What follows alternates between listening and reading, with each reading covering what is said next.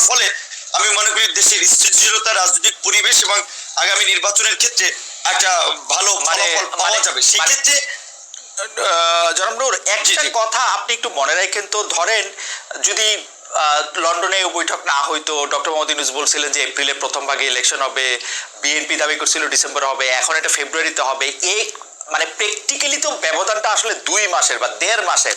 এই 2 মাস বা 1.5 মাসের একটা সময়ের ব্যবধানের জন্য এত বড় উত্তপ্ত পরিস্থিতি সৃষ্টি হইতে হবে, সেইটাও বা কেন মনে হয়েছে? জনাব নুরুল হক নূর, আমরা আপনার কাছে পরে আয়শা একবারে শুনি, একটু আমরা ডক্টর সাইমন পারভেজের থেকে ঘুরে আসি।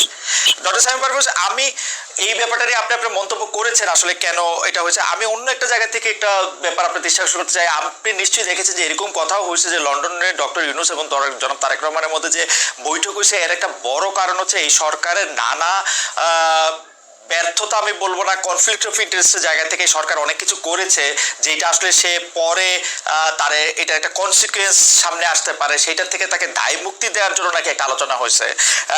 কেউ কেউ যখন আবার এই কথাটা সামনে আসছে যে ডক্টর মোহাম্মদ ইউনূসকে কাজে লাগাতে চায় বিএনপি সরকার যদি তারা ক্ষমতায় আসে, কেউ কেউ বলতেছেন যে ডক্টর ইউনূসকে বিএনপি রাষ্ট্রপতি করার ব্যাপারটাও চিন্তা ভাবনা করতেছে। এই ব্যাপারে আসলে আপনি কি বলেন? আসলে কি ওরকম কোনো দায় মুক্তি দরকার ছিল ডক্টর মোহাম্মদ ইউনূসের?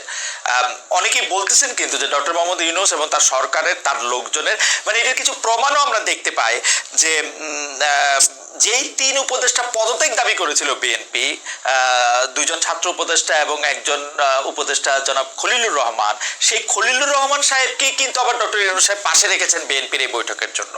তো এইটা এরকম মনে হইতে পারে কিনা যে কোনো একটা নেগোসিয়েশন হইতেছে, আন্ডার দ্য টেবিল কোনো একটা ডিলিং হইতেছে? না, আমি আপনার সাথে একমত না এই বিষয়ে। আমার কাছে মনে হয় না যে আন্ডার দ্য টেবিল কোনো ডিলিংস এখানে হচ্ছে।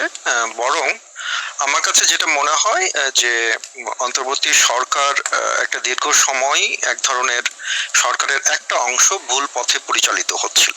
তারা হয়তো কোনোভাবে মনে করছিলেন বা কোনো অংশ তারা প্রভাবিত হয়েছিলেন যে একটা লম্বা সময় ধরে ক্ষমতায় থাকার প্রয়োজন রয়েছে। যদিও আমরা ডিসেম্বর থেকে জুনের একটা টাইমলাইন বারবার রিইটারেট করা হচ্ছিল, বারবার বলা হচ্ছিল, কিন্তু আমরা এই ধরনের একটা আশঙ্কা করছিলাম যে একটা দীর্ঘ সময় ক্ষমতায় থাকার এক ধরনের অভিপ্রায় রয়েছে।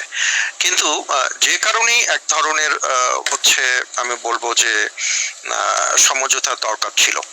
এবং শুধু এটা বিএনপি না, বিএনপির মতো যারা লাইক মাইন্ডেড অন্যান্য পলিটিক্যাল পার্টি রয়েছেন তারা এবং সিভিল সোসাইটির মধ্যেও, সাধারণ জনগণের মধ্যেও নির্বাচন যে আসলেই অনুষ্ঠিত হবে এবং সঠিক সময়ে অনুষ্ঠিত হবে সেটা নিয়ে কিন্তু দ্বিধা এবং শঙ্কা আমরা সে সময় দেখি।